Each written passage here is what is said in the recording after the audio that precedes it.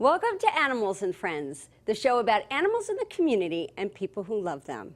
My name is Julie Bank, and I'm the president and CEO at the Pasadena Humane Society. And with me is my co-host, Bugsy. Bugsy is one of the beautiful rabbits that we have available for adoption right now at the Pasadena Humane Society. Now it's 2018, and we have a whole year planned of great information to bring to you as part of the show. For January, we're going to be talking about our animal control department and all the work that they do in the community to keep our streets safe.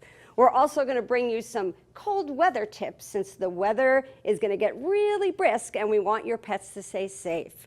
We're going to introduce a new segment all about kids, ways kids can get involved with the community and with animals, and lots of other great tips and ideas and activities that you can learn about and get involved in.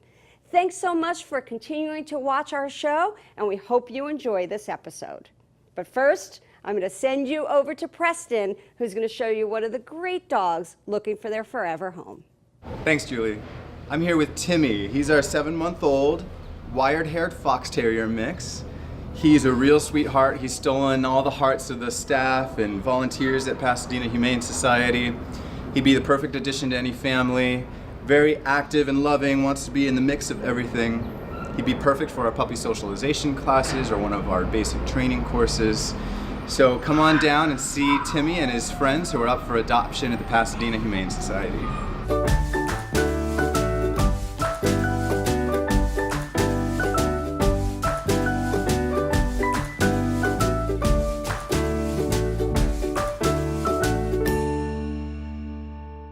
Now, what a cutie patootie that little one is. He's going to get a home real soon. I have a special guest with us today. You know, you think of Pasadena Humane Society for so many different things, but a lot of you out there know of us for our animal control services that we provide to 11 cities in the San Gabriel Valley. Well, with me today is the head of our animal control division at the Pasadena Humane Society. We have Lieutenant Nemesio Arteaga. Welcome to the show. Thank you. It's my pleasure to be here. I am so excited to be talking about this topic today because it's such a core of the work that we do. First of all, you have been with us for a very long time. Tell us a little bit about you. What do you do there at the Humane Society, and how long have you been there? Well, this year marked my 21st anniversary of working 21st anniversary. Amazing. And Yes. You've done great work. Yes, thank you. And I am currently the Director of Animal Control Services. I started off as an animal control officer and worked my way up. It's no other job in the world like it. And I know you and I have talked a bunch about the passion that you have for both the animals and the people in the work that you do. So Yes. What does it mean to be an animal control officer, or more importantly, the head of animal control? What type of things do you do? Is there a typical day? Well, there is no typical day, although we do a lot of, a lot of what we do is routine. There is no typical day, but the majority of what we do is rescue animals, educate the public, and some enforcement as well as regarding laws that relate to animals and animal control. So we do animal control services under contract with the different cities that we support. Can you quickly roll off those cities? I want to see if you get them right. It's Pasadena. It's South Pasadena, it's San Marino, it's Arcadia, it's Sierra Madre, La Cañada, Glendale, Monrovia, Bradbury, La Crescenta, Altadena, and the unincorporated area of actually Pasadena as well. Awesome. I didn't count, but I'm assuming you got them all right. It equals 11 different cities. Now, one of the things that's really interesting for me is that they all have different laws and different rules and different licensing. How do you manage that when you have 11 different places with 11 different things that you have to enforce? Well, it can be a little bit of a challenge, but when you're committed to this line of work, you can overcome any challenges. And you are correct, every city has their own ordinances, and every ordinance reads a little bit different from the others. Although there are some similarities, there are very large differences as well. So obviously with the proper training and experience, the officers are able to define what applies in one city and what does not in another city based on the way the ordinance is written. So since we're talking about ordinances, what are the types of things that you're enforcing? I know there's barking dogs. What else? Well, we enforce anything that, any ordinance or state law that pertains to animals, anything from the licensing requirements, pet licensing requirements, to leash law violations, to neglect and abuse. So I'm glad that you just brought up abuse, because animal cruelty prevention and enforcement is a big part of the work that you do, and it's a lot of the heart that we do. Yes. So kind of share with us a little bit about that side of the work and what we would do if we got a case of animal cruelty reported to us. Well, obviously, we investigate the allegations, and we determine, obviously, not only whether there is a violation of the law, but also the source. We find that a lot of the violations that we see out there are not necessarily malice; it's a lack of knowledge. So we are very big in educating the public on the laws regarding animals and the welfare. But we also obviously, enforce the laws, as needed. But our goal is to find out what caused the problem and find a solution and provide the responsible party with the tools and the knowledge that they need to correct it. So you also mentioned that you do a lot of rescues, because there's a lot of stray animals out there in the community, or lost animals. And can you share a quick story about an animal that sticks with you, that if it wasn't for that animal control officer, or even you yourself, that animal wouldn't be here today? Well, in the 21 years that I've been here, I can name quite a few. But we rescue all animals from all types of situations. Simple calls like we get calls for kittens stuck in the engine, compartment of a vehicle. I can think of one that we received not long ago where the person called and said, I think there's a kitten under my vehicle. Can I just drive off? Well, no. We'll send an officer out there. It says, well, but I think I can get out. Well, let's, give us a few minutes. We'll send an officer out there. And we did send an officer out there, and the kitten wasn't stuck. It just happens that it was just scared to come out. Right. So once we popped the hood open, and the officer actually used the squirt bottle, water, just to squirt it and just get the kitten to run out. And that's so. But anything from that to animals that fell, in a ditch or something. I mean, we any animal that needs to be rescued, and obviously we'll do what we can to provide that assistance to it. So sometimes people call our animal control officers dog catchers. And what would you say to them? Because I know I have a response, but I'm curious of what your response would be if someone called you the dog catcher. Well, it is a term that we often hear, but our job is a lot more than capturing animals or catching animals. Again, our goal is to rescue animals. We rescue animals from dangerous situations, whether it be an animal that's running in the street in the middle of traffic. That could get hit by a car.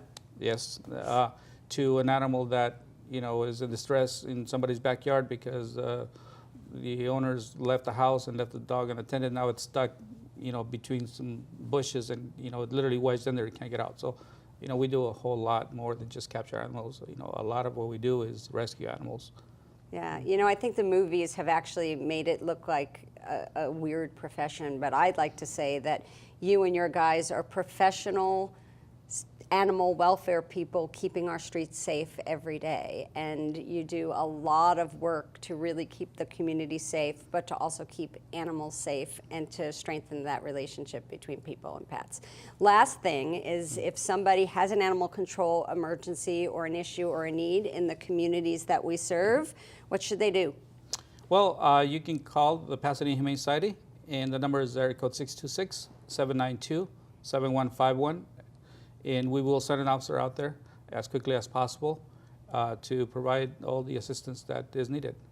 Well, I thank you so much for everything that you and all of the officers do to help animals and people in the community. And I look forward to you spending another 21 years at the Pasadena Humane Society and working on behalf of animals. I thank you for the opportunity to be here. It was my pleasure. Thank you.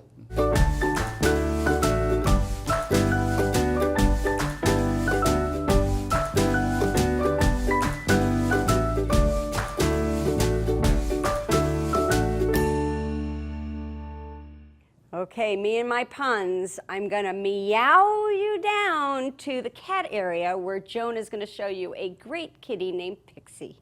Hi everyone, this is Pixie. She's a beautiful 5-year-old cameo tabby available here at the Pasadena Humane Society. She's actually living in our cat communal room right now. She gets along with other cats, men, women, and children. She is a total lap cat if you can't tell already. She immediately jumped into my lap, very vocal, so if you want someone to talk to, Pixie's your gal. Come by and visit her at the Pasadena Humane Society.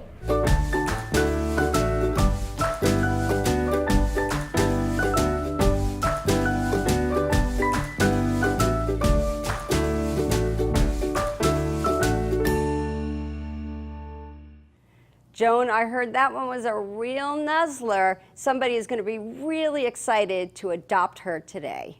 Now, earlier we talked to the lieutenant where he shared information about our animal control services that we provide to about 11 cities in the San Gabriel Valley. Now, we wanted to share a little bit more.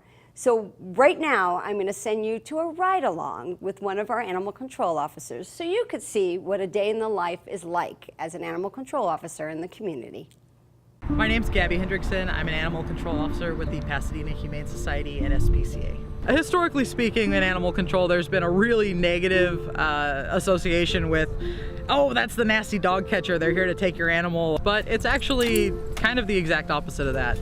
What animal control is in place for is to step in and assist in areas where an animal is facing a crisis, it's hurt, it's injured, and there's no one else there to respond and help it. Police at 1175 for type 1 in Lacquer, 10 your box. Copy, what's the 20? So we just got a call for an 1175 for a small size type 1, which is going to be a stray roaming dog, a small dog seen at the intersection given, and we're going to head out and go see if we can get this dog. We are here.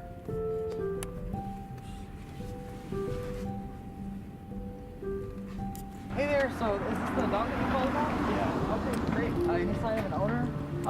No, there's a tag, but I can't read the address. I was actually grocery shopping and I live right around the corner, so I was walking back. She had been wandering out in the street, so I stopped and saw the tag, tried to call the owner. There was no answer. Okay, well, Thanks. we're happy to take him into the shelter. Yeah. Okay, thanks so much for standing by. I really appreciate it. Have a great one. We have the owner for that type 1 on the phone. Are you able to RTO in the field? Affirm, what's the address? Okay, so we just got a call from our dispatcher saying that the owner returned her phone call, letting us know that it's their dog, it's missing, and they're requesting if we're comfortable to go ahead and return the dog to the owner in the field, which in this case we're totally comfortable with.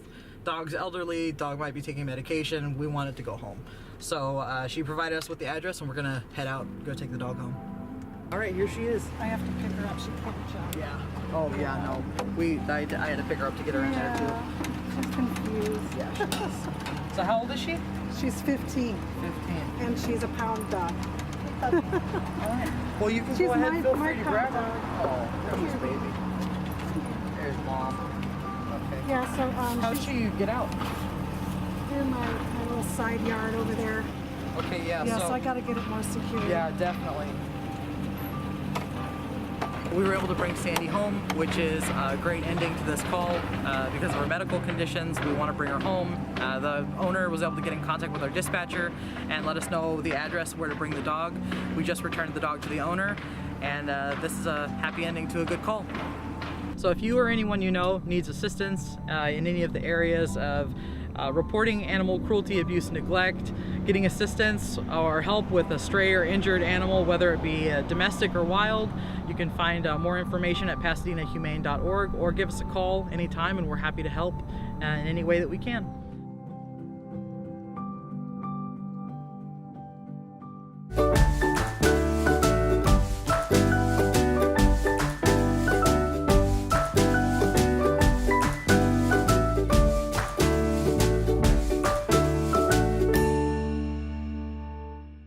Our animal control officers are a great group of men and women who are spending their time dedicating their life to keeping the streets safe for both pets and people.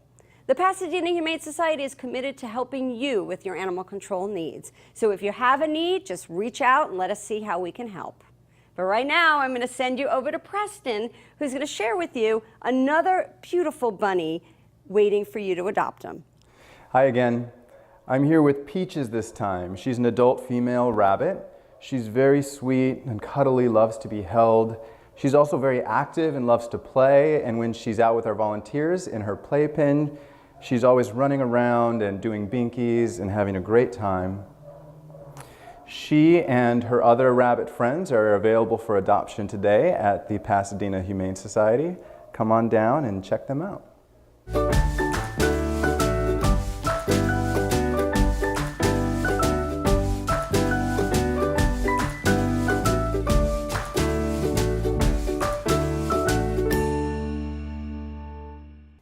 Okay, hop on down to the Humane Society and adopt that rabbit today. Now I'd like to show you a video that we recently produced with the help of Pasadena Media. Thanks to them for helping us get the message out.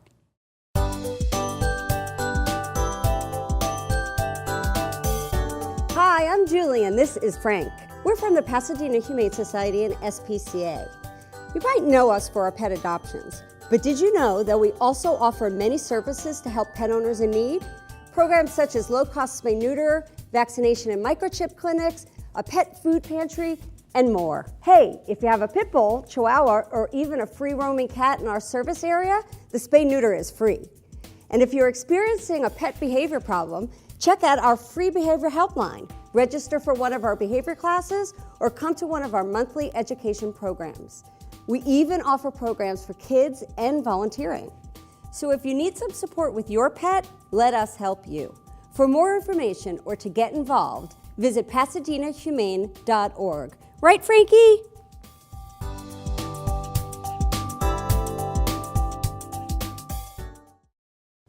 Okay, in January it gets really cold out there. If it's too cold for you, it's probably too cold for your pets as well. So we'd like to send you over to Jessica so she can give you more information about how you can keep your pets safe and warm during the month of January.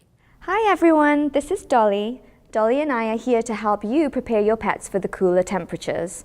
Even though we don't typically see below freezing temperatures or snow here in our area, it's still important to keep your pets warm and happy. We recommend that you keep your pets inside during the day and the night. However, if you do need to keep your dogs outside, especially in the cooler temperatures, just make sure that they do have access to dry shelter and warm bedding, with the entrance to that shelter facing away from the drafts. If you are going to be using space heaters within the home, just make sure that you supervise your pet so that they don't accidentally knock it over or chew on cords that will cause a fire hazard. Also keep a gated area around your fireplace.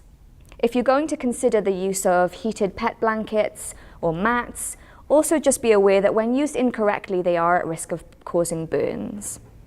It's also important to be aware that outdoor cats and small wild animals often seek the warmth and comfort of the small areas under the hood of your car or up inside the engine. So it's important before you turn that ignition in the morning to check those areas or to bang on the hood just to see if there's anything in there. Dolly and I wish you a safe and comfortable winter's worth of snuggling.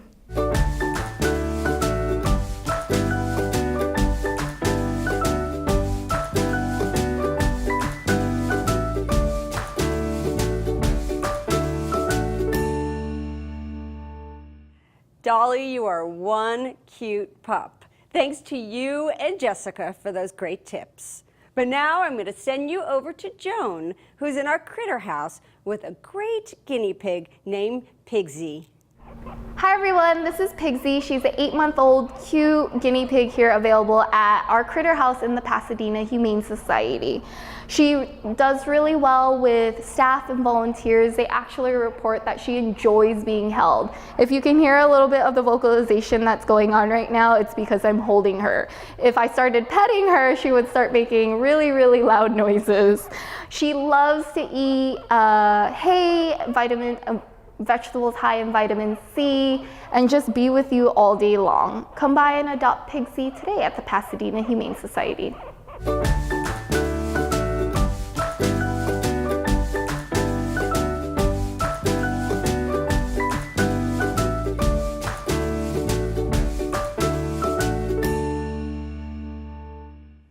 Now, guinea pigs are my favorite pets that aren't a dog and a cat because they make those amazing sounds. Go get that one today.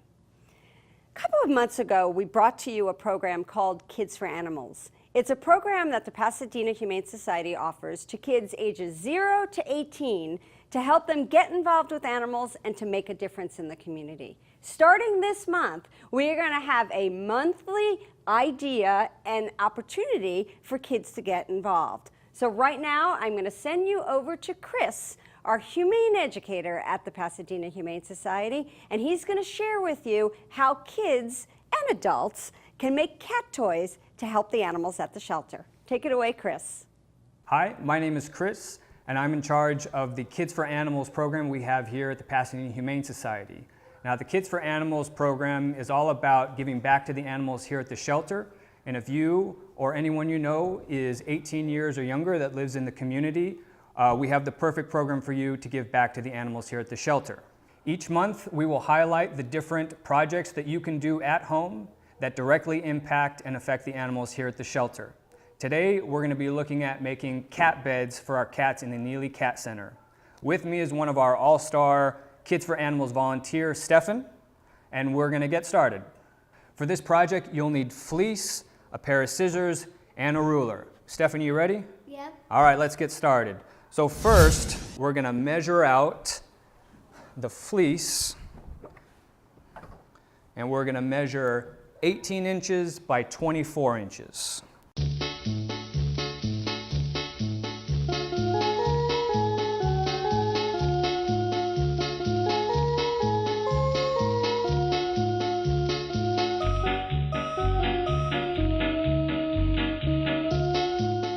Now that we have the first sheet cut out, we're going to go ahead and cut the second piece.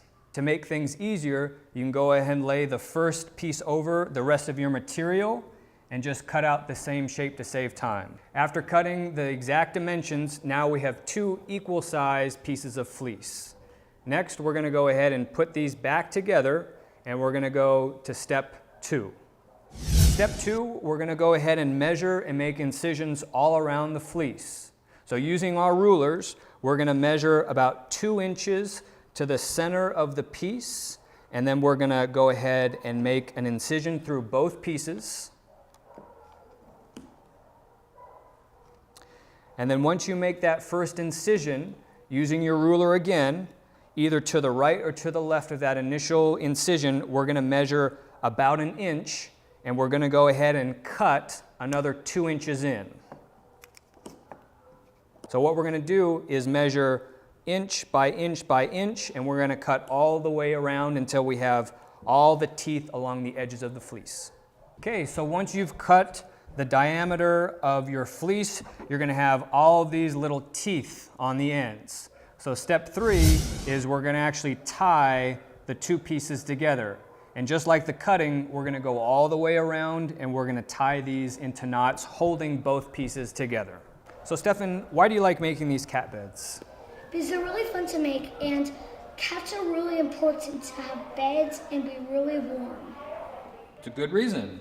I have a cat in my house, and he loves his cat bed. My cats do too. They certainly like these beds. Okay, once you're done tying all your teeth together, your final product is going to look something like this.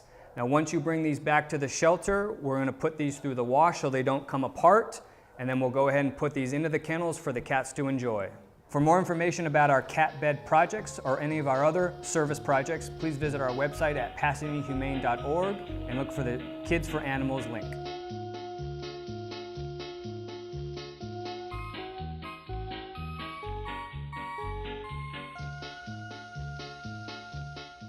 Thanks, Chris, for showing us that great activity. I'm going to go home and do it with my 9-year-old today.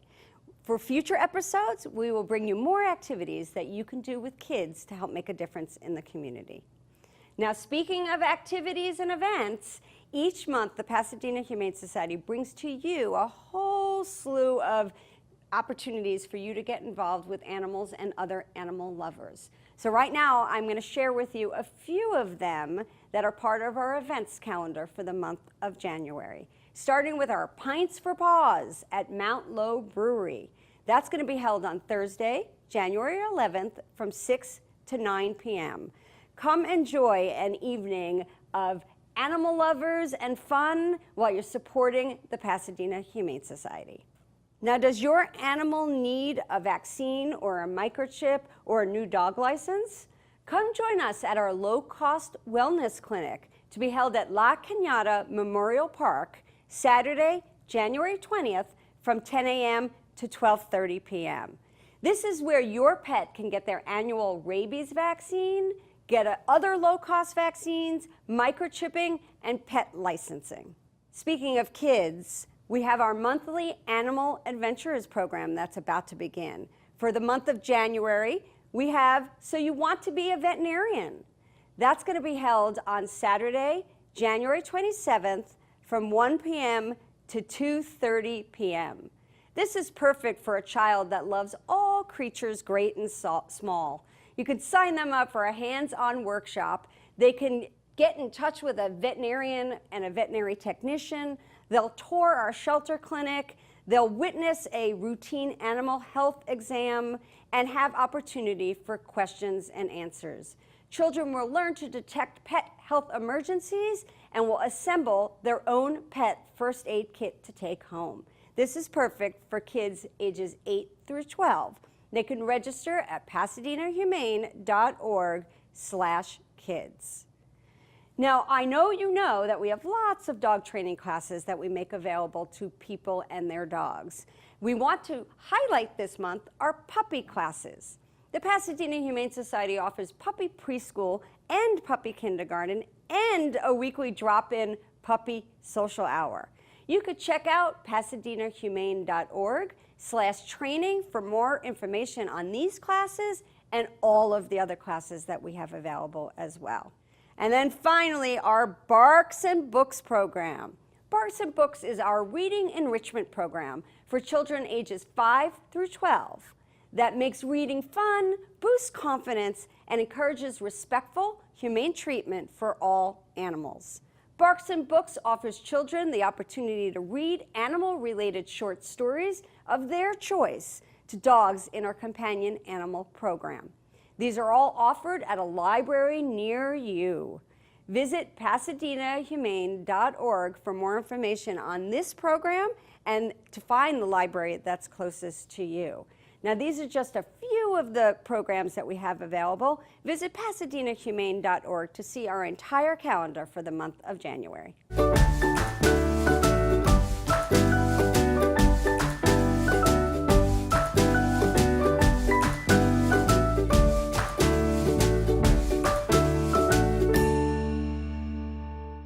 We really hope that you enjoyed our January episode. Bugsy and I would like to thank you for watching and to say we'll see you next month.